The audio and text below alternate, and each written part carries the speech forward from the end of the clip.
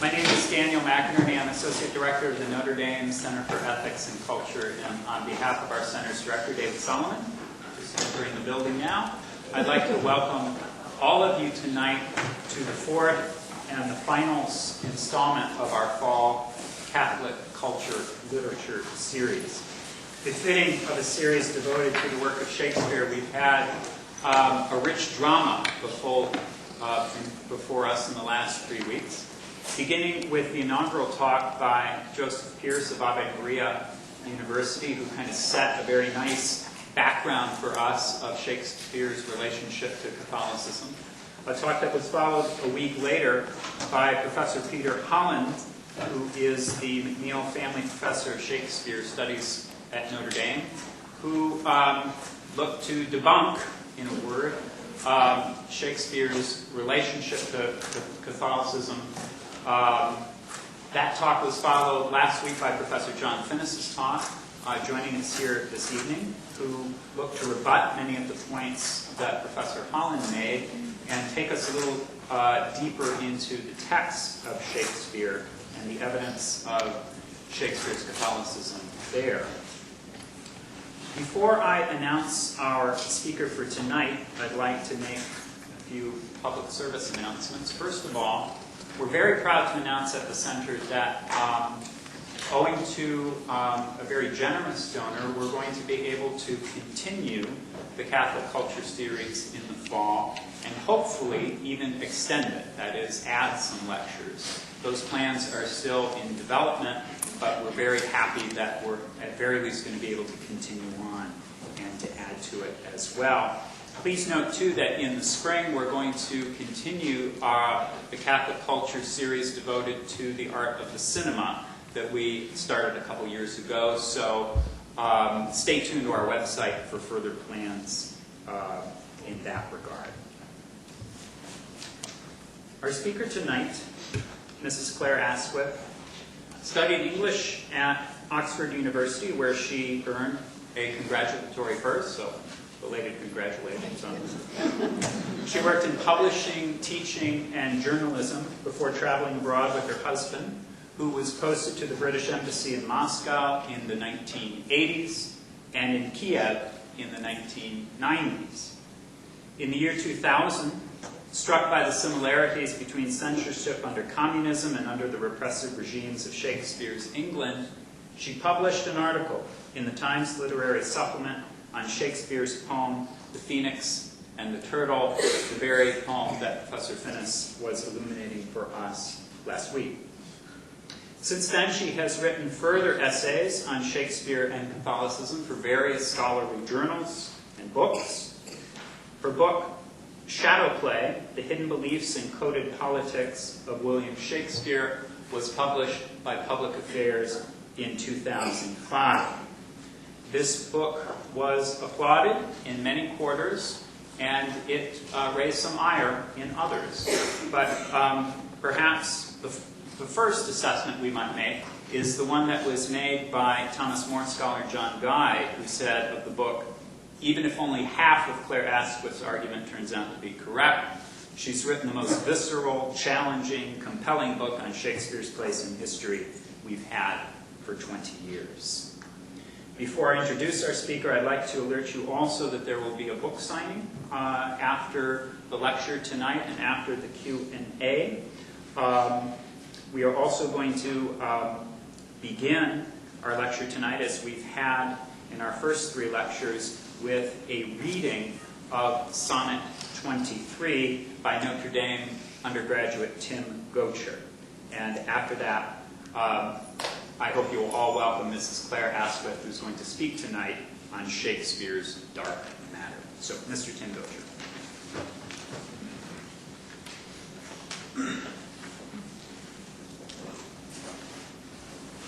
As an unperfect actor on the stage, who with his fear is put besides his part, or some fierce thing replete with too much rage, whose strength's abundance weakens his own heart, so I, for fear of trust, forget to say the perfect ceremony of love's rite, and in mine own love's strength seem to decay, o'ercharged with burden of mine own love's might. Oh, let my books be then the eloquence and dumb presagers of my speaking breast, who plead for love and look for recompense, more than that tongue that more hath more expressed. Oh, learn to read what silent love hath writ. To hear with eyes belongs to love's fine wit.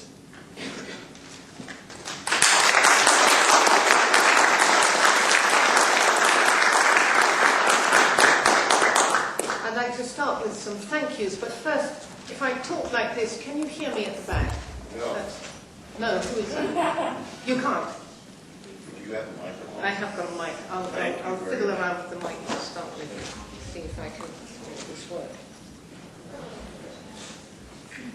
That's it. Is this on? Is that better? No?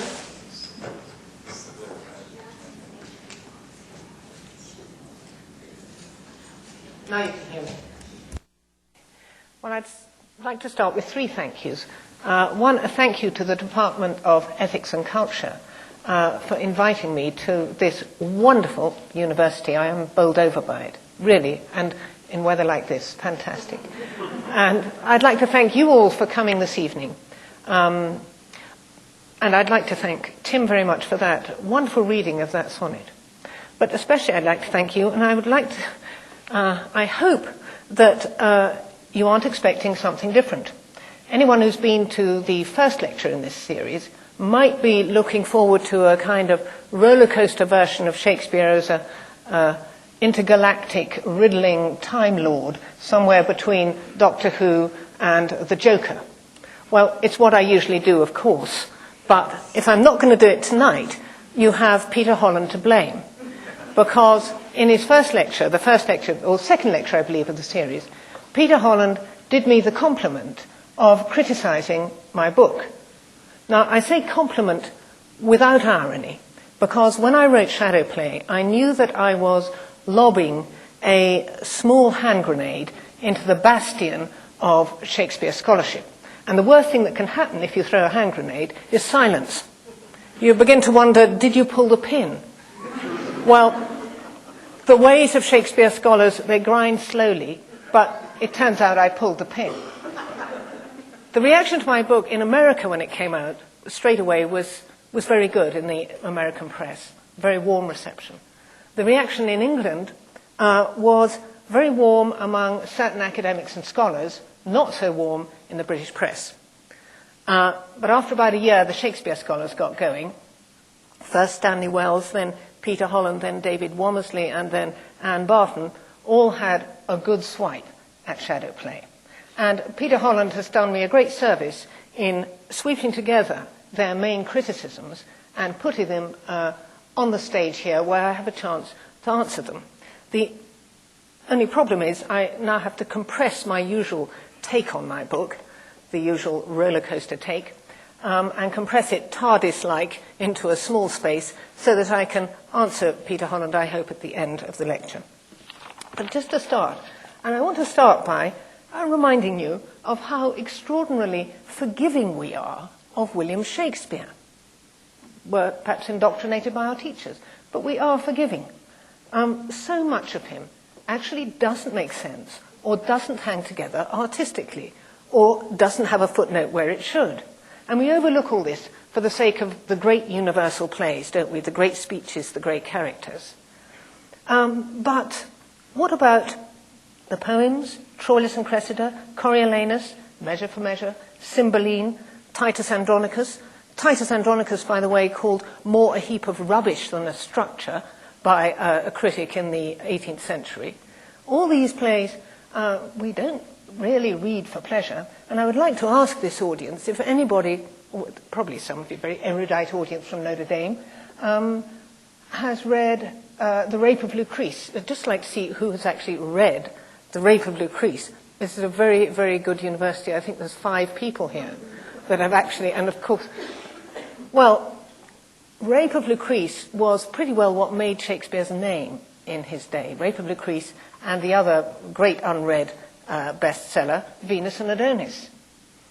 And who reads them now? And if we did, Why would we read them? Now, this is why, rather helpful board, actually, I've called the lecture Shakespeare's Dark Matter, because there are swathes of Shakespeare that we accept because it's Shakespeare, but we wouldn't actually accept it from anyone else.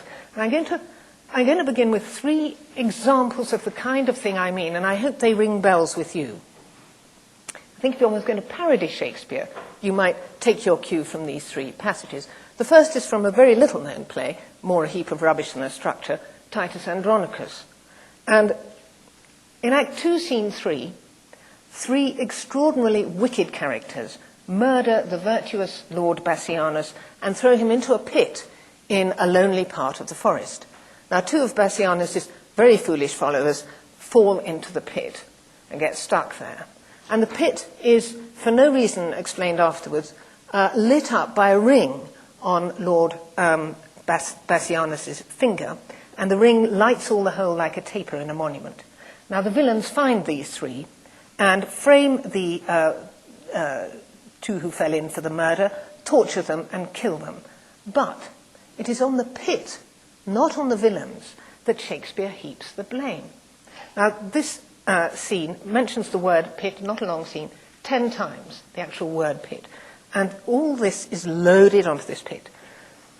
It's a place where never shines the sun, only the raven breeds. It is dark, detested, blood-drinking pit. It's an unhallowed pit, abhorred pit, loathsome, fell devouring. It's a swallowing womb. It has ragged entrails, elder trees around it. Fearful and confused cries are associated with it. It's associated with a river of hell, Drops of new-shed blood are around it. And people there are dragged from this pit to a prison for never heard of torturing pains. And such terrible sounds are heard that hearers nearby straight fall mad or else die suddenly. But it's only a pit. I mean, if you were saying all this about the villains, it would make sense. Now, isn't this typical of sort of, often one has the feeling Shakespeare's looking at something beyond the stage. He seems to miss the target that we're aware of and loses focus as far as we're concerned. Second example, a different kind of thing, where again I think he loses the audience's sympathy. And this is in a better-known play, King John. Act 3, Scene 1, King Philip and King John have just sealed an alliance through marriage. Onto the stage comes the papal legate. Don't know if you know Yes Minister, any of you, but he is exactly like Sir Humphrey in Yes Minister. He's a creepy, smooth bureaucrat. And the legate says, hold on a minute, just stop all this. Philip, you seem to have forgotten that John is under interdict, and you cannot swear an oath of allegiance, an alliance with him. And John immediately moves into action saying, not at all, no, you've sworn, and you can't unswear what you've sworn, you're not a man of honour. Now, at the time, England was actually at war with France, and King John is always held up as a model of Reformation England, and so the audience could not be expected really to be interested in the dilemma of the King of France. And yet, Shakespeare puts the action on hold for 3 pages in my edition, while the French king differs. Says, well, maybe, I don't know, perhaps, no, I'll go with the king. No, I'm going to go with the Pope. No, I'll go with the king. And in the end, what he says, I am perplexed and know not what to say. Now, here I think, I would cut it if I was directing the play, cut a lot of that, because it holds up the action and it couldn't really be expected to interest a modern audience. And finally, a very famous play, different sort of difficulty, Much Ado About Nothing. Benedict, at the beginning of the play, in Act 1, Scene 1, is being teased because he says, I'm never going to fall in love. Never. So his friends say, oh, yes, you will. And when you do, you will do these things. And we expect a really good joke. And out comes, what you will do is you will look for an earthquake, you will temporize with the hours, you will send a letter from your house if you have one, and you will date it the 6th of July. So this doesn't sound very funny. And the answer comes from Benedict, just like that, is look to your consciences. Mock not old ends, he says. Look to your consciences. Well, we seem to have missed something here. So you go to the footnote, nothing. And I read through Shakespeare many times before my book. And my line was, he meant what he wrote. He's no fool. So mock not old ends. I thought, what is it? I was thinking actually of the ends of candlesticks. Maybe it was that. And that's as far as I got. Well, what is he doing here? Now, critics have always recognized this tendency of Shakespeare to wander off the reservation. Samuel Johnson called it his fatal Cleopatra, his love of quibbles. The 18th century called it Shakespeare warbling his native wood notes wild. And more latterly, critics have talked about Shakespeare being the victim of his own subconscious in some way. So one word would trigger another word. This is called the word clusters in Shakespeare's mind. But I don't think he was the victim of his subconscious. I think he was a highly conscious artist. In fact, the most conscious artist. And I want to propose a way of reading Shakespeare in this lecture that not only makes sense of dark places like these, and I'll come back to them and give the answer, but which, in my view, enriches, not diminishes, the great universal plays. So I'm going to begin by taking a quick look at the new revisionist history of his times.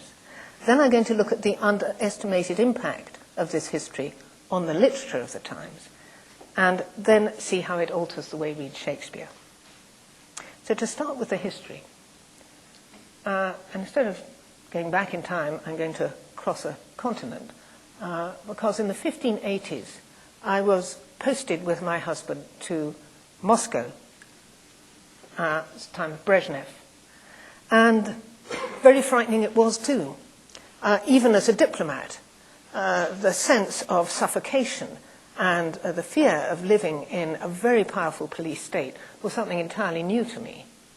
And entirely new too was the sense of release and exhilaration at attending apparently innocuous amateur drama, which actually was a commentary on what was going on. It was the only place where people talked freely and openly, but totally deniably, about what was happening. Now, you can all access this. Most of you must know somebody who was Eastern European or lived in Eastern Europe, Czech, Hungarian, Lithuanian. Just ask them. Lithuania, for instance, filled football stadiums with accounts of its long and boring historical sagas, which apparently very sort of Lithuanians have to study at school but have no great love for. But they suddenly developed this passion for it in Soviet times because, of course, these were actually telling the tales of what was going on under the Soviets. If you read the accounts of Burma at the moment, you see exactly the same thing going on. The resistance subverting the ban on email and on the internet and on the media in very ingenious ways. So this fascinated me. But at the same time, I was reading a book, which most of you will have read, called The Stripping of the Altars by Eamon Duffy. And this led to an in-depth reading of what had happened in England in the 16th century. Because I was brought up to think England accepted the Reformation. This revisionist reading of history says, on the contrary, it did not. So I read Eamon Duffy, my Catholic hackles, rose at the story he was telling. Then Alexandra Walsham, Patrick Connaughton, Christopher Haig, Alison Patterson, Jack Scarisbrick, then John Lingard, the great neglected historian, 19th century historian, William Cobbett's History of the Protestant Reformation. Absolutely thrilling read. Cobbett was a Protestant but indignant at the misreading of history, of 16th century history.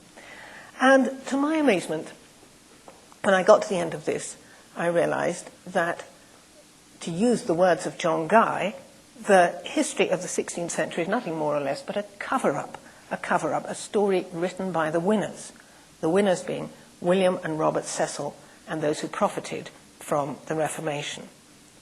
And if we just cast our minds back to what Peter Holland was talking about, he perpetuates, without any criticism, the version of the Reformation that has been handed down to us by the Cecils since the time of the Cecils. Now, a quick summary of the way the revisionist version differs from the great myth of Gloriana, the tolerant queen, the queen who never made windows into men's souls. At the beginning of Elizabeth's reign, Catholics were not a minority, they were in the majority. In fact, even A.L. Rouse, who is the kind of historian that Peter Holland bases his lecture on, even Rouse says Catholics were in the majority, but they did not matter, says Rouse, pugnacious Protestant. Philippa Gregory, I noticed from the bookstores in stations and airports here, is a very popular novelist. She writes about the Tudor period. She has bought hook, line and sinker this line. She always says that Elizabeth ascended the throne and she had this problem of equally balanced Protestant and Catholic. Not the case. So the great concealed fact is Catholic numbers. A very recent book that's come out by Michael Kestier, which I thoroughly recommend for an oddly hilarious read, thick book called An English Catholic Community. And it lifts the lid on the way many people then adopted Protestant camouflage but continued their own religion. And Michael Kestier says, yes, what we know about the Catholic resistance then is just the tip of the iceberg. Catholicism was a major problem right through the 17th century. Secondly, Anglicanism. If I was talking to an English audience here, I would have been a little bit more careful, and I would spend more time on this section, because the English tend to read back the modern Anglican Church, or the Anglican Church they know, going back even to George Herbert, a tolerant, broad church. They read that back into the time of Shakespeare. Now, this is wrong. The religion that came in the wake of Henry's Reformation was Calvinism, a Calvinism that was much more extreme than the Lutheranism in Europe. Luther didn't destroy beautiful objects, wasn't iconoclastic, but these extreme Calvinists brought iconoclasm to England so successfully that if you look for a book on English medieval art in the Metropolitan Museum at New York, you will find it doesn't exist, because there isn't any. And yet English medieval art was the glory of Europe. We exported from England wonderful alabasters. Just occasionally you see them. I saw one the other day in Ferrara, the most beautiful alabaster. We were famous for that. None survive. There's one English stone statue, limestone, as you go into the Met in the front, but the face is sliced off of Our Lady and the child Jesus. So it was a very virulent and vicious form of Calvinism. Yes, this introduction of the Reformed religion is always vindicated by the English because it brought with it the Bible in English, and rightly so. In fact, the English had the Bible in English, but under the counter for some time. But it was right. The Reformers had been pressing for this. But the cost that was paid, spiritually and politically, for the Bible in English was enormous.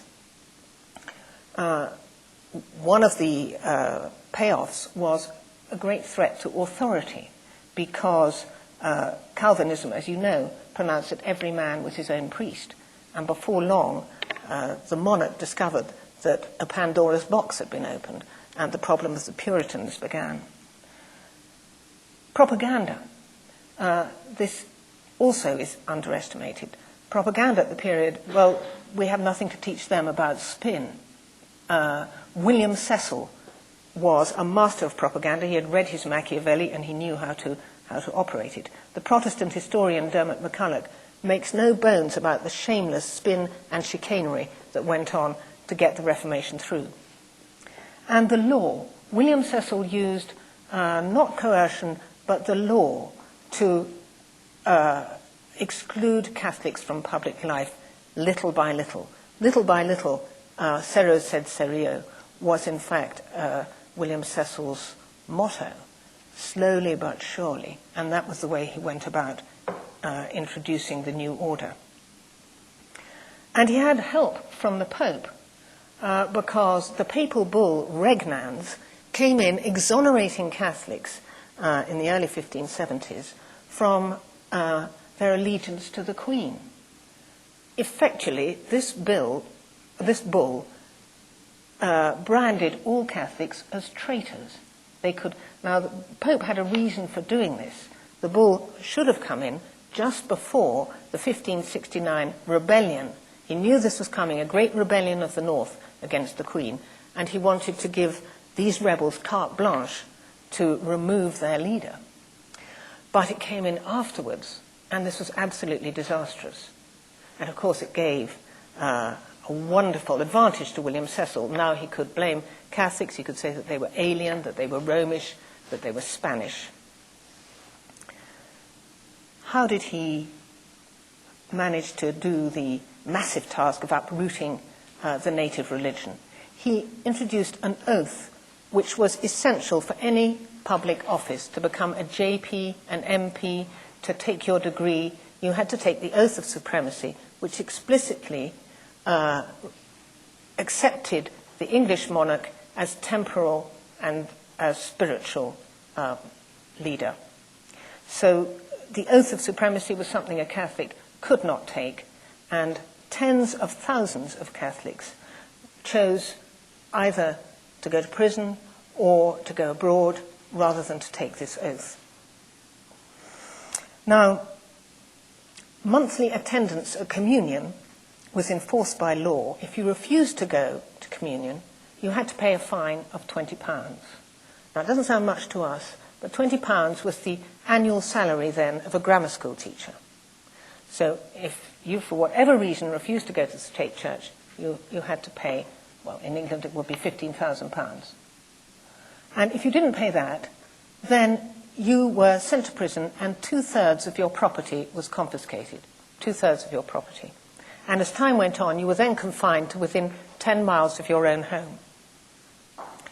So many, many people refused. New jails had to be built all over the country to house these recusants. And the Canada State Papers are full of complaints from justices of the peace at the amount of prisoners they had to handle. There were constant raids to induce terror and to uncover priests or popish trish-trash. And these raids were in the hands of thugs who paid themselves out of what they found in the houses that they raided. And John Donne, in one of his satires, talks about this, how perseverance will come bursting into your house and say, I like that glass, I'm going to call it a chalice. I like your coat, I think it's a cope. And so that was the sort of harassment that was suddenly unleashed all over the country. It was privatized. Another form of privatization was that wealthy papists could be handed over by the monarch to a deserving courtier. So the courtier, instead of getting, say, £20 a year from the Queen, could have his papist, his or her papist. And the papist was, the Catholic, was milked like a cow. And that courtier would enforce the payment of fines from the papist. So that wouldn't show up in the records of the time. And yet, having laboured through this, which some of you may well know, the Reformation was still resisted for 70 years. There was an obstinate grassroots dislike of a religion based on the letter, not on the visual. Patrick Collinson, who a Protestant historian, describes the changeover under Henry as being like a range of mountains. Before this range, the far side, the medieval side, is an integrated culture, the religious and the secular interpenetrating each other. And afterwards, a separation of the two, which we feel to this day, secular on the one side, religion on the other. The disassociation of sensibility, which Eliot pinpointed so accurately. And the scholar Alexandra Walsham gives a marvellous picture of a nation which sullenly went to church, feeling that it was perjured in doing so, doing everything possible to be there simply in body, not in spirit, blocking their ears, folding their arms, looking the other way, drowning the parson's saw. Building box pews, I think, started at this point, which again separated you off from the service. There's one pew, incidentally, in Yorkshire, which is a very recusant county, and the local family, the Chumleys, built their pew, family pew, above the pulpit and behind it, up there. So imagine being the poor vicar with all his family looking down. Definitely a sort of intimidating thing to do. Why didn't England... So here we have the great medieval ship going down. Why didn't England, if it valued it, protest? Well, it's a huge question, and there's several reasons. One, a lot of the country had its hand in the till. The great release of money from the dissolution of the monasteries, that money all fell into private hands. If you went back to the old ways, it looked like you might lose your manor house. A lot of people didn't want to do that. Preferred to take the risk and die with a priest on hand. Secondly, anyone who looked like being a Catholic figurehead was very neatly picked off by the regime. Thirdly, the Queen played the game very cleverly that she might just marry a Catholic. And so the Catholics always led to, well, next year, well, there's a rumour, well, she might. Or else her heir will be a Catholic. King James is definitely going to be a Catholic, married to a Catholic. She played that game very well. And then, lastly, invasion. Rebellion seemed to be a treacherous and terrible thing to do, particularly with the memory of the Wars of the Roses behind. But invasion, what if the superpower came to the aid of England? There's almost an Iraq situation here. What if Spain invaded? This would be the ideal solution. Then you could rise up, Spain lands with the English exiles in the fore, and you go and join them. This, in brief, is the national malaise which is omitted from Shakespeare studies, completely overlooked in Shakespeare commentaries, and yet key to Shakespeare's audience. So important, such a huge piece of material, I would call it the elephant in the room. England was in a uniquely complex predicament. Think about it. Double-crossed in a way by the papacy, let down by the government. It was an age of utter belief, where you believed if you didn't go to Mass, if you didn't live your religion, you went to hell. And there was also the deep love evident in the spirituality of the art and literature that survives from the Middle Ages, the deep spirituality that characterized England at that point. Now here we come to the literature. So much for the history. Holland talks about the widespread censorship of the day. He might ask himself why, if Elizabeth was such a tolerant queen, there was any need of widespread censorship. But anyway, he says there was widespread censorship. Now, we're discovering more and more about this censorship. Greg Walker, which I thoroughly recommend, has just produced a book called Writing Under Tyranny. And this book shines a spotlight on the moment when Henry VIII turned from textbook humanist prince to a classic case of tyranny, a tyrant. Now, this happened almost overnight. And what Greg Walker looks at is what happened to literature. Just before this happened, in this ideal humanist court, the writers were advisors to the monarch, and their plays advised the monarch. They conversed among themselves. They talked about religion, politics, and so on. Immediately afterwards, the nature of literature changed. Suddenly they're writing private sonnets. It becomes internalized, conflicted, anguished, and dark. If you look at the work of Wyatt and Surrey in the light of this, suddenly you begin to see the roots of modern English literature as atomized and individualistic, rather than the communal literature beforehand. Now, of course, at first, self-censorship was the obvious route. If you didn't self-censor, you were in deep trouble. But before long, the law came in, and the inflammatory subjects of religion and politics were forbidden on stage. And yet religion and politics were the staple subjects of drama before the Reformation. Now, the effect of this censorship, according to Walter Raleigh, was the increase of wit, exactly as in Soviet Eastern Europe.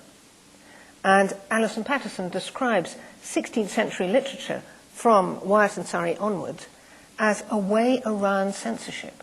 It's very strong words. It was conceived as a way around censorship. Peter Holland, I'm surprised, does not seem to have read or doesn't take on board the work of Alison Patterson, who demonstrates the way censorship worked at this point. Richard Dutton and David Bevington are other scholars who talk about this and who describe the very complex way censorship worked. How do you censor the majority opposition? Because that was what was being censored, not the occasional reference to France or to Lord Cobham. What was being censored was nothing less than the majority opposition. Well, it worked this way. It was a bit good cop, bad cop. You had, first of all, the Ecclesiastical Court of High Commission, which was the Archbishop of Canterbury, the Bishop of London. These were driven men who were determined to push the Reformation through. Now, by 1586, they'd taken on the massive task of censoring all literature, including play texts. Of course, they've reduced that task slightly, or enormously, by banning amateur drama. But they had a big problem, and that was manpower. They hadn't really even got enough manpower to fill their parishes. It was a constant lament, how do you get these clerics for the new religion? But to get enough people in the City of London to vet the kind of literature and the plays that were being written was almost impossible. And I think that this was exploited by writers of the time by the simple expedient of length, enormous length. You know how long the Fairy Queen and Arcadia are. And buried in the heart of these works are often very subversive things. And there were time-honoured techniques within this literature, which Alison Patterson goes into. And these techniques were allowed through by the second censor. This was Edmund Tilney, who was Master of the Revels. He was employed by William Howard, Lord Chamberlain, when Elizabeth came to the throne. And so he was a Howard protege. And Edmund Tilney, his concern was not to ease through the reforms, it was to entertain the court. Now, the court was very largely crypto-Catholic, and it entertained the Queen, and the Queen wanted to know what was going on. So Edmund Tilney wanted good quality stuff. He had a very largely crypto-Catholic audience, and he himself had Catholic links. His nephew was one of the Babington plotters. He was executed, allegedly, for planning to assassinate the Queen. Now, the fact that the censor was hand in glove with the writers is something which Peter Holland doesn't address. And what was happening here was a great and very complex game. You could say anything about religion and politics, provided you said it deniably. We've known for some time that quite a lot of Protestant commentary on religion and politics has got through. But we miss the Catholic commentary because we don't actually know what they're saying. But what are these techniques that they used, the censor and the censored? Well, the first one was to use the kind of terms that Protestants used for the Queen, but to turn them on their head. The Queen was the moon, for instance. But the moon only shines at night. So it was one step from praising the moon to saying the moon only shines in a benighted place. And it's interesting to look at how many people wrote about the feeling of being in the night. Chapman, who we don't understand at all, writes about the night, the misery of night. The centre of the Fairy Queen is an outcry against the night. And Shakespeare often brings this up. There were other terms like this. Troy meant England. This was a very useful cover for England because one of the survivors from the sack of Troy was supposed to have come to England and founded London. And so London was called Troy Novant, or New Troy. Well, anything about Troy automatically had a secondary possible meaning that it was about England. This makes a place like Troilus and Cressida look rather different. Rome, same thing. Nothing could be easier than to talk about ancient Rome, but just to use a few words to flip it forward to Catholic Rome. Tempest. The tempest was a term used by everybody, the tempest of the times, referring to the Reformation, rather like the Blitz and Prohibition. You didn't need anything to qualify that. Finally, what were they talking about? We do have an access to the terms that were being used. There are Jesuit plays written by Jesuits in exile that have been unpacked by Alison Schell. And one of them is just to give an example of the way exiles looked at what was happening in their country. England is asleep. She is called Psyche. Her children are the heretics, the Catholics, and the Catholic exiles. These three want to wake England from her sleep, and they know that there is something that can wake England, and this is a rose that blooms in peacedom. They go off to get the rose to wake England, but they fall out, they all quarrel with each other, and philosophy has to come in at the end and solve this quarrel. Now, this very simple little tale suddenly throws light on the identities that might be hiding behind the literature of the period. Walking on the stage, we can have England, we can have sanctity, we can have Genevan religion, we can have the Catholic religion, truth walking on the stage, heretics. There's a poem by Thomas Lodge at this period called Truth's Lament over England. And truth spreads her wings and leaves England and says, "You islanders, adieu. You banished me before I fled from you." And this is a very fundamental concept to the literature of the age, the fact that truth, which is often a double truth, the Reformed truth and the Catholic truth, has fled from England. So we have to really get ourselves back into this mindset, into this way, almost like a modern political cartoon, this way of looking at the problems and what was going on.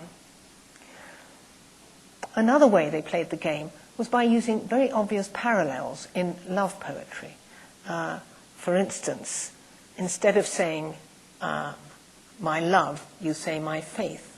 Instead of saying my heart, you say my soul. And automatically a love poem takes one step sideways into a poem about religion and politics. Here's one poet saying to his love, "Don't be cruel to me. Kill rebels proudly that resist, not those that in true faith persist." Now this is another typical trick to turn something into the plural. Shakespeare often does this. A single person becomes plural. Kill rebels proudly that resist.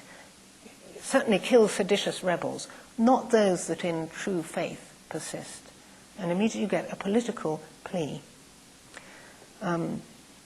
Sidney, among many others, gives a little nudge to us. He says, "Under the pretty tales of wolves and sheep are whole considerations of wrongdoing and patience." Wrongdoing and patience. Exactly the concerns that afflicted England at this point. Johnson, in his Bartholomew Fair, gives a very clear picture of the kind of censorship that went on as time went on after about 1612. This is after Shakespeare's retired. And Bartholomew Fair, he starts off on his play, the stage, ready, onto the stage comes a minor character. He says, "Oh, play's not ready yet, the author isn't around yet. Just to let you know, rather as you might say, turn off your cell phones," he says, "if there are any picklocks, politic picklocks or state decipherers in the audience, they can leave." That is absolutely takes one back to the Soviet Union where you had the KGB standing around. Any state decipherers, off you go. They said, "Oh no, don't bother. You don't need to go. I've just realized this play is completely clean. Nothing wrong with it. You won't find anything wrong with this play. Not like some people. Not like people who talk about servant monsters and tempests and statesmen concealed behind mousetraps." Now, this is an unmistakable allusion to Shakespeare. And he says, "Oh, my man, he's not going to do that. He's sensible. He doesn't want to mix his head with other men's heels." Now, I don't know why this has been passed over so often, but to mix your head with other men's heels means to be beaten up. And it's not the first time that Johnson talks about the playwright being beaten up. He says, playwright, little tiny poem on a playwright. He says, "Playwright convict of public wrongs to men takes private beatings and begins again." So what he's talking about is hired thugs round the back of the theatre.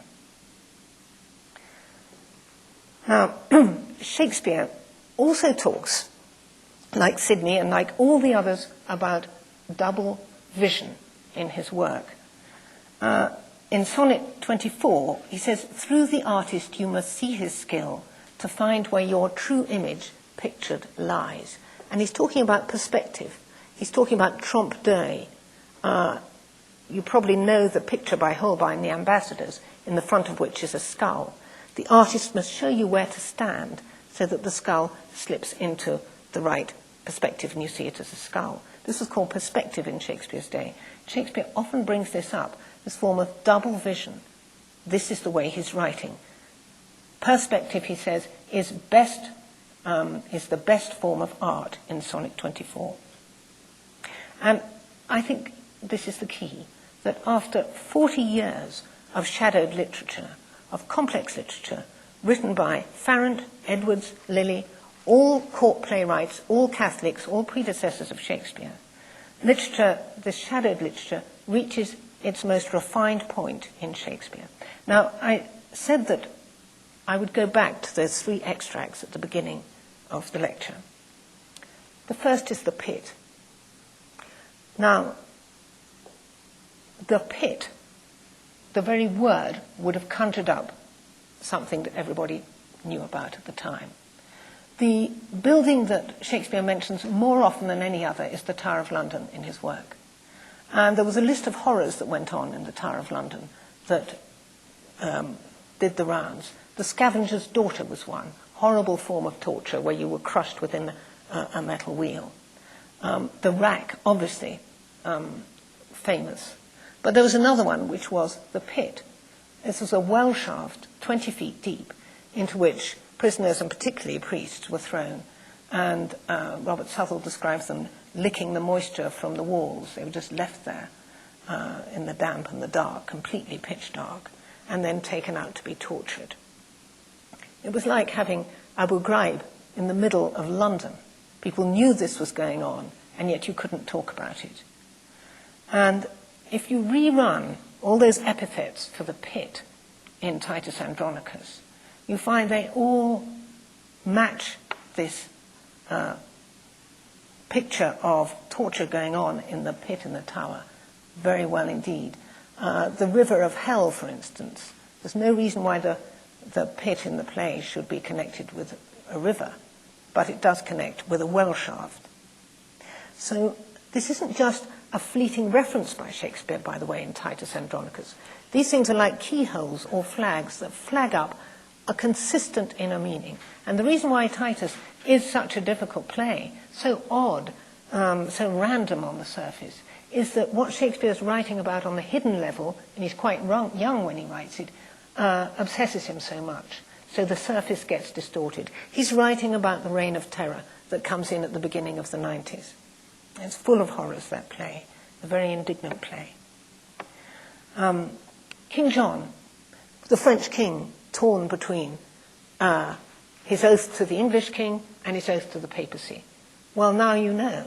Just where we sit back and fold our arms and think, what is Shakespeare on about? This is the moment when his own audience would have sat forward and been gripped.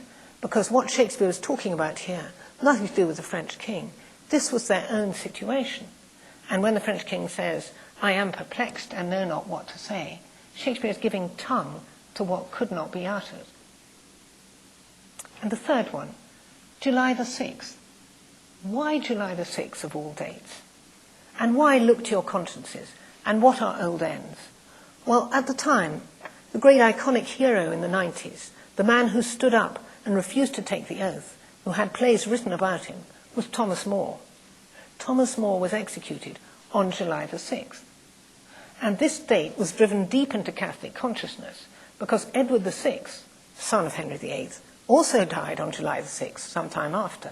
And this was thought by Catholics, of course, to be a judgment on Henry VIII. So now we see why Benedict says, mock not old ends. He means old deaths. Look to your consciences. And again, he died, of course, for conscience's sake. And that, again, is not just a little mention, a little sort of something to show that he's Catholic. It's an entry point to the whole play. If you remember, Benedict was once in love with Beatrice before the play begins. They had something going. And then they fell apart. And Benedict is light-hearted, he's never going to fall in love. From this moment, Benedict becomes a serious man. And it's an invitation to us to look at the underlying story in this play, which is a very beautiful allegory of what was going on at the time. highly complicated, sophisticated, and accurate. Now, everyone has known that Shakespeare has certain insistent preoccupations. These could be just parallels, the ones I've described. And there are these parallel preoccupations. Peter Ackroyd, in his long biography of Shakespeare, picks them out as being these, and I agree with Ackroyd. He says Shakespeare, throughout the book, exile is one of his preoccupations. Sympathy with failure, oath-taking, the murder of innocence, the unquiet conscience, disguise, and divided loyalty. Now, they're very interesting parallels, aren't they? Wouldn't they all be precisely the concerns of the English audience at the time? But Ackroyd, deprived of the background I've been telling you about, deprived of that, has to look into Shakespeare's own life. So all this is seen as biographical in what Shakespeare's telling us about himself. And this is the way all Shakespeare biographers work. They don't look at this revisionist history, which mysteriously stays in the history department and not in the English one. And instead, everything is referred to Shakespeare's own life or his own immediate biography. Now, as I've said, up to now, it could all just about, except July the 6th, be parallel. Because Shakespeare, if he was playing this game, had to play it deniably, as Lilly did.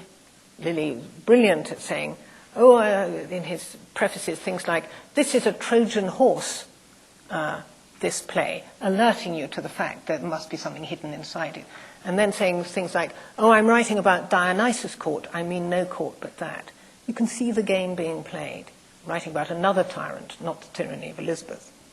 But Shakespeare was different, and this is where I put my head on the block. I think all the people who think that Shakespeare was, and his contemporaries, were writing resistance politics will probably go along with what I've been saying. But I invite all of you to spend the next year going through Shakespeare's works with this in mind. You can read him quite quickly, the whole lot, more quickly than you think, with this in mind, and see whether it works for you. At the time, if you write about Northern Ireland, and you weren't allowed to do a play about it, how would you do the play?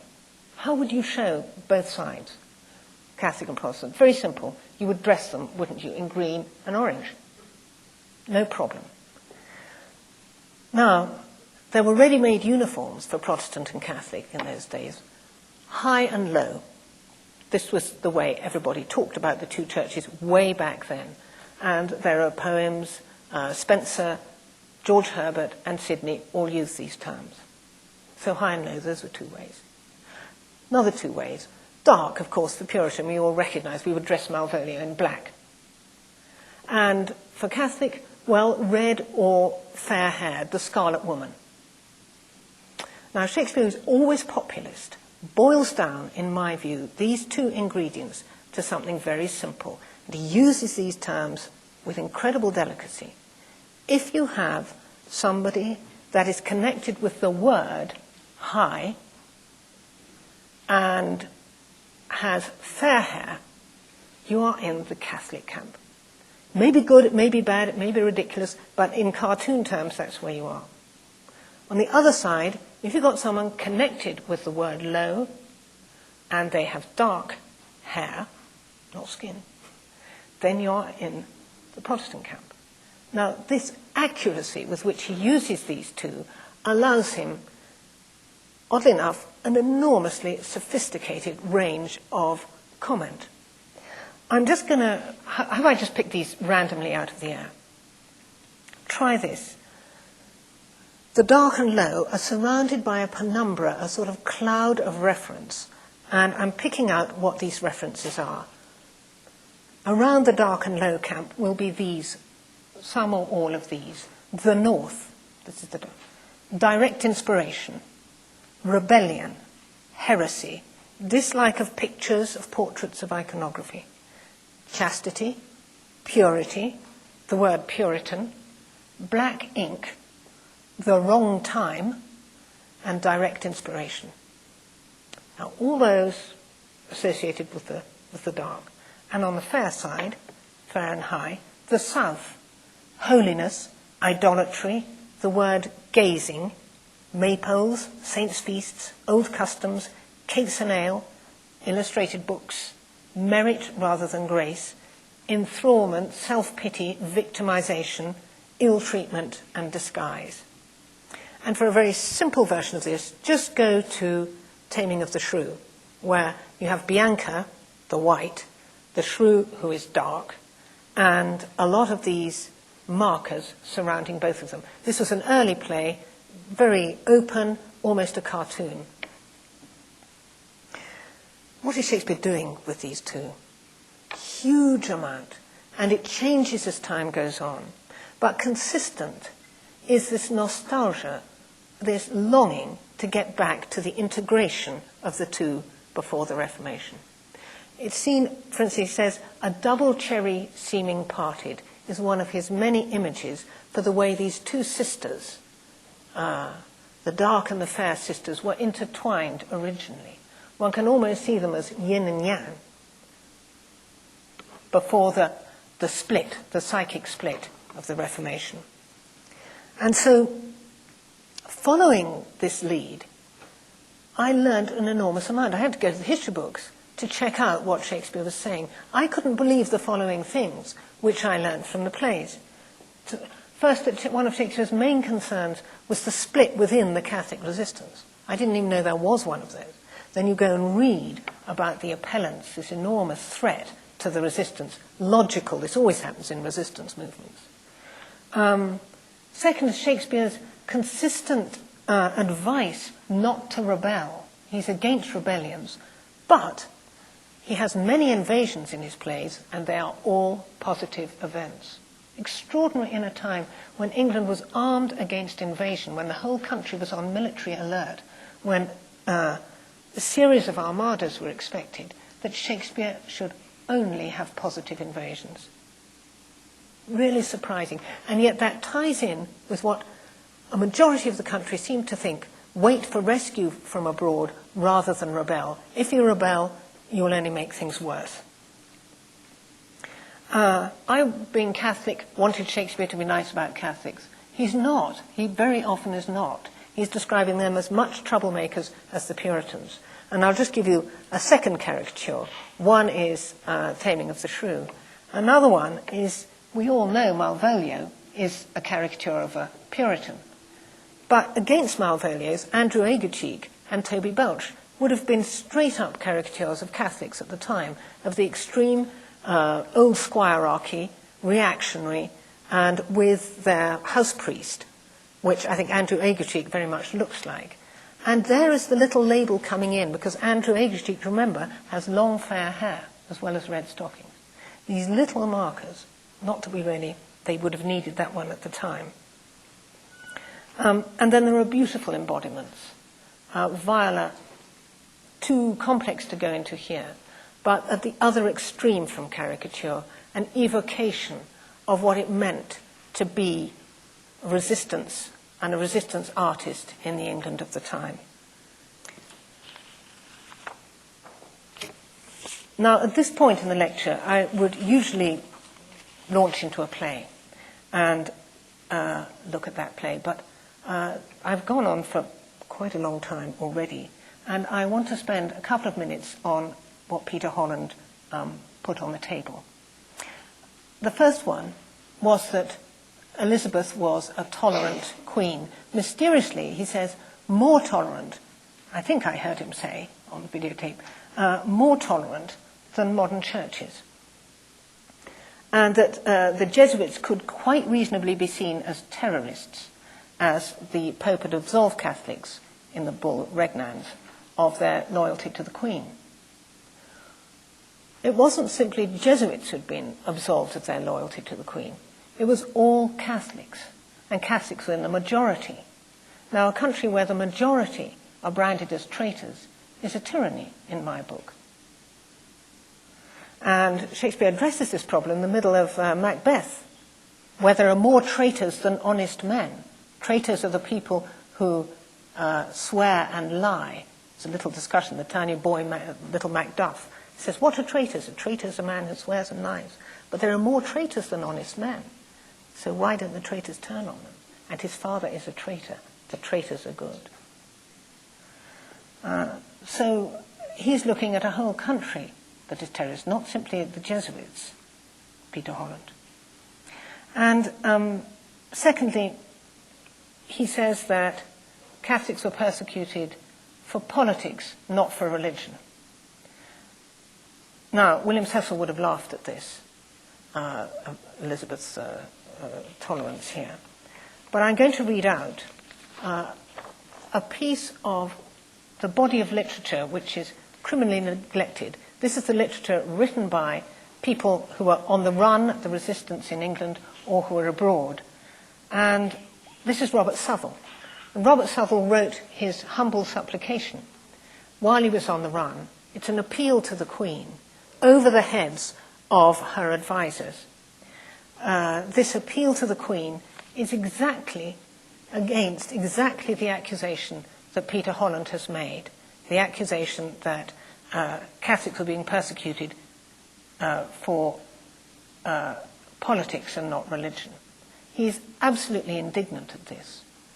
And he repeats it again and again in this marvelous piece of rhetoric. These are some of the best pieces of prose written in the period, and yet they're absolutely, they're not read.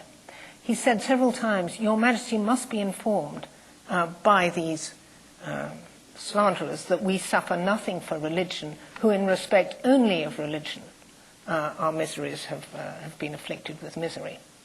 He says, "What is our recusancy or refusal to be present at the Protestant service but a mere matter of conscience?" And he says the Protestants would agree. He says, "We therefore, not gainsaid in this by Calvin, Melanchthon, or any other learned Protestant, esteem the voluntary presence of any man at the service of a contrary sect a denial of his faith before men, which being by Christ expressly prohibited, cannot but be judged a matter of mere conscience and religion." And then we can see Southwell moving into rather a journalist or a reporter trying to convey to the Queen what it is like on the ground. He says, these are the penalties, this is what's happening to us. He says, first, there are £20 by the month exacted of such as are able to pay it, after the rate of 13 months by the year. They reckon 13 months to the year, an account unusual in all other causes.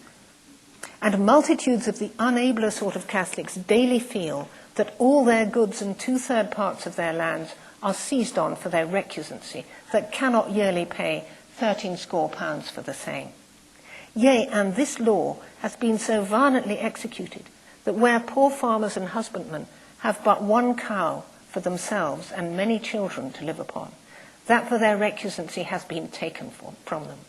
And where both cows and cattle were wanting, they have taken their coverlets, sheets, and blankets from their beds, their victuals and poor provision from their houses, not sparing so much as the very glass of their windows, when they found nothing else to serve their turns withal. And then he goes on, "It is not possible to express in words the continual hell we suffer by the merciless searching and storming of pursuivants and such needy officers that care not by whose fall they rise, not having any deserts or other degrees to climb to the height of their ambition, but the punishments and pains of poor Catholics. They water their fortunes with the showers of our tenderest veins. They build their houses with the ruins of ours, tempering the mortar of their foundations with our innocent blood." Now, isn't it odd how we in England are so ready to preach to other countries about facing up to the facts of their history, countries like South Africa, East Germany, and Ukraine, and yet we smugly keep our 16th century skeletons firmly shut up in the cupboard. And I think it's scandalous that in this day and age, when this evidence has been on the table for some time about conditions on the ground in England at the time, that serious scholars continue to provide students with untenable historical context to the work of William Shakespeare, a context which I think seriously limits our appreciation of who he was and what he was trying to do and of what the dark matter is. Now, I haven't in this lecture addressed the inaccuracies which Peter Holland accuses me of putting in my book. They are not actually inaccurate in my view. I hold up my hand to certain inaccuracies in the book. There are names that have got mixed up. The index is appalling. But so I must say I curled up in horror when he said he was going to pick on some inaccuracies, and he picked on things which I would actually write down again. If people want to ask me about them, they're welcome. It's the title for measure, whether Lucio died, whether Lucio was condemned to be hanged or not, and so on. The end of Measure for Measure. What was the other one? Oh yes, the Duke marrying. Did the Duke marry or not? Okay, there are loose references, but this level of debate is typical, I think, of scholars who don't want to address the main argument. I noticed that Greenblatt's book was criticised in England by one leading critic, Will in the World, because he thought there were porcupines in England. Now, this apparently discredited his entire book, according to Jonathan Bate. And Stanley Wells attacked Peter Ackroyd's compendious book about Shakespeare, this thick, masses in it. He'd crawled through it looking for inaccuracies. It was simply a list of spelling mistakes. Well, it's easier to criticise spelling mistakes than to take on the argument. And it's very important that the level of debate in this subject should be raised beyond a simple matter of accuracy or not. Because a synthesis between the great scholarship of people like Holland and of the Shakespeare establishment in terms of the universal Shakespeare and textual scholarship, and between people like me and scholars perhaps out in the cold who are pointing out what is missing from Shakespeare scholarship, a synthesis of these two would lead to something wonderful. And the result of a discussion between the two approaches would, I think, be momentous. Thank you very much.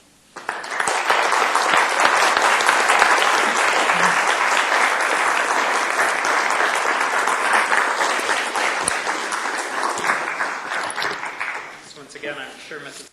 will be happy to take your questions, and after that session, she will be signing copies of her book, Shadow in the hall.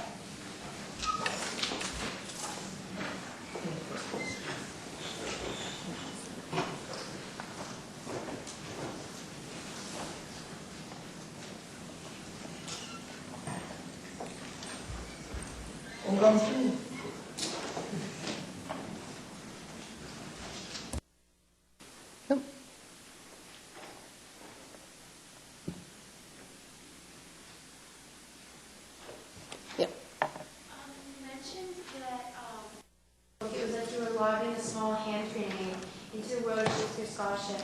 And I'm wondering if you kind of follow up on this about why exactly your book was so controversial. I think in England it was controversial. I knew it had to be written as a popular book because the association of Catholicism with Shakespeare at that time automatically put it out of court. It's interesting how since then things have changed. Not because of my book, but because there was a sort of zeitgeist. There was a whole world. I think a lot of scholars were beginning to think differently. And because you cannot help but look next door to the history department, as I say, and take on what this revisionist history actually means about Shakespeare. So things have changed. I think if I was going to write the book now, I would approach it, I would perhaps tackle the thing a bit less aggressively. But yes, it was a bit of a hand grenade. Yeah, Liz. You mentioned, well, I've forgotten, sorry, I forgot the reference that made me this question, but my question is, what kind of Catholic do you think Shakespeare was? I know you mentioned that Shakespeare didn't advocate rebellion, but rather supported invasion. But what kind of Catholic do you think he was, as evidenced by his plays or his biography? Well, the insight there is in the sonnets. And if you read the sonnets using the same code as I suggest, you get difficult because the sonnets are about a lot more in his life than simply his religion. But I think you find a very torn and conflicted man there. And a lot of the most anguished sonnets are about the extent to which he had to compromise. And in my book, I talk about a period where he more or less conformed or wished he could conform. He read, obviously, Grindal, who was the great apologist for the regime. He says, "My appetite I never more will grind on newer proof to try an older friend. And this sonnet seems to be about his attempts to, it would be so much more convenient if he could, with a good conscience, go with the new religion. But he can't. And, but things change, and I think at the end of his life he did have problems with the Jesuits. I haven't wanted to think that, and I think it's only at the very end that he did have problems with the Catholic resistance.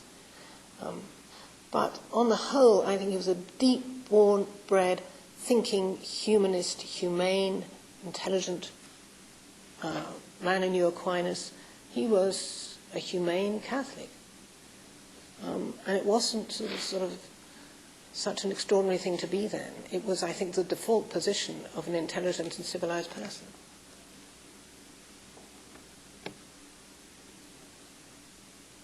Yeah. I'm just interested that you mentioned the sonnets because compared to Petrarchan or sonnets by Dante that are so much more directly involved with the religious kind of divine love. When you think of the Shakespearean sonnets, have more of an interest in material or physical, earthly love, procreative love. Absolutely. Yes, you're continuing. I didn't quite... Yes, exactly. It's interesting, Petrarch also was working on two levels, and so was Dante, and there's a tradition going right back to, I think, the Stile Novisti, aren't they called? The very early, beautiful early Italian sonnets that appear to be sonnets to the beloved, and in fact are sonnets to God. And this is an absolutely accepted double way of talking about love, that human love is merely a step to divine love. So the sonnets were an accepted vehicle for not talking about what you were talking about, apparently. Okay? And it's interesting that Wyatt and Surrey, at this moment when English literature went internal, when Henry VIII became Stalin, they resorted to the sonnet. The sonnet was the internal, I am not part of this. Now you say, yes, Shakespeare's are more earthy and more, the sort of lusty, the sonnets about lust and so on. I still think, although some of these are love poems, some are mystical poems. There's certainly one beautiful mystical poem, When most I wink, then do my eyes best see. That could be written by the Stile Novisti, and is definitely a mystical poem. But some of them are political, and I think some of those Dark Lady poems, he is addressing his own awful country and what it's done to him. So its cover, its Petrarchan cover, under this cover, which all appears to be the same sort of vaguely Petrarchan love sequence, there's a huge range of biography, autobiography.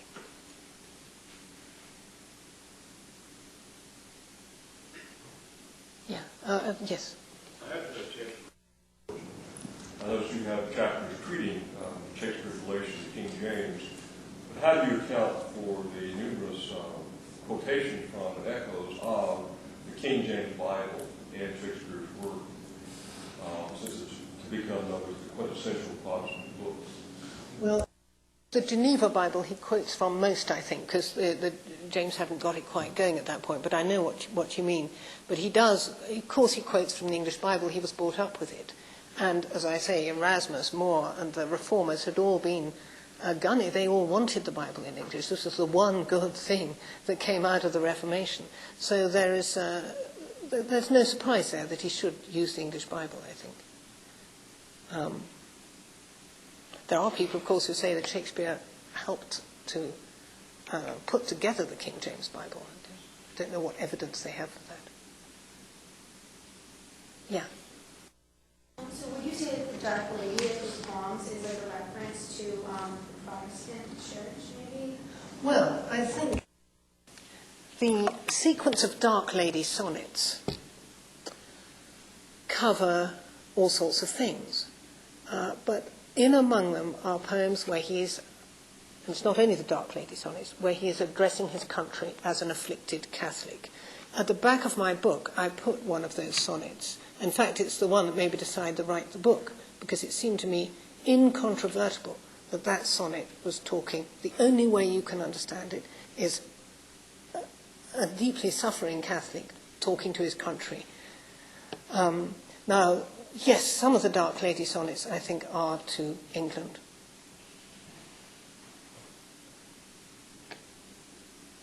Yeah. How should, the kind of classic high school English teacher approach some of this? I mean, is Romeo and Juliet or Julius Caesar kind of, especially those two, which are kind of staples of freshman and sophomore year, are they really about far more now, or is it okay, or just teach it as love or kind of betrayal? Or, are those things still... Yes. Called something, As You Like It, What You Will. Those two titles, What You Will as a subtitle, set the tone.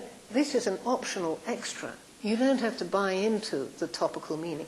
Shakespeare said, Ben Jonson wrote not for an age, but for all time.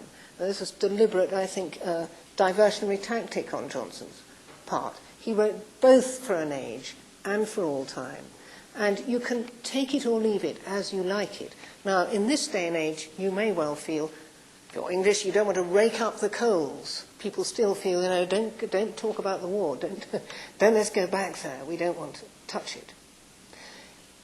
But if you want to find out what it felt like to be on the ground then, if you want to know what it felt like through the eyes of the most intelligent writer we've ever had, it's irresistible to open the box and find out what he's saying. Now, Romeo and Juliet has got two absolutely fascinating bits in it. Interpolations. I won't go very far down this road, but the key is, what does Shakespeare add to his source? He adds Mercutio and the nurse. Mercutio is just a minor character, the nurse isn't there at all in his source. Now, when people talk a lot in Shakespeare, and they talk a lot of nonsense, and they're intruded, they're extras, then you're in the dark matter. And what he says through Mercutio and through the nurse is absolutely fascinating. It ties in with death, heroism, and love, which is the theme of Romeo and Juliet. It beautifully fits in with those themes and underscores and deepens them. It's just like getting, in a score, another instrument further down that gives a depth to it. And I think that's why there's some mysterious, deeper thing in Romeo and Juliet that we can't quite analyse. And that's the other one you mentioned, Julius Caesar. Yes, there is the Reformation debate. You won't hear it better put when you get the conspirators in Julius Caesar talking about what they're going to do. This is just after the period I mentioned when Shakespeare felt himself he had to sign up and he almost conformed, and he'd been hand in glove with these people.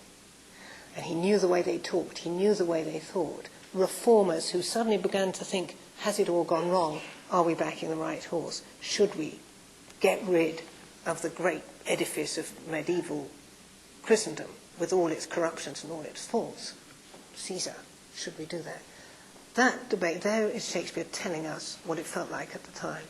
Now, you don't have to. You can go in there as a historian, and interestingly, historians are the first people who did this. Curtis Bright, a very good American historian, just reached for Shakespeare to illustrate his point about something that wasn't in Shakespeare. It was a much earlier history play. So it's take it or leave it, but I take it with both hands. It's just so addictive and fascinating. Whether it'll ever be taught along with... I think it will. I think the thing has to be synthesized. And in about 20 years, we'll have an astonishingly different Shakespeare. Much richer, if possible, many layered. We will be in awe of what he's doing. And we are already, but that he could do it twice over really is amazing. Because the secondary level, as I see it, and I'm not, a lot of people now looking at it, we don't all see it the same way. But as I see it, the secondary level is as sophisticated and beautiful as the surface level. I hope you all join me in thanking Mrs. Ann.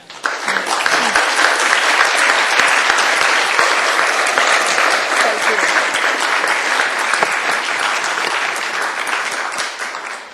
Copies of her book will be right outside. Here's it.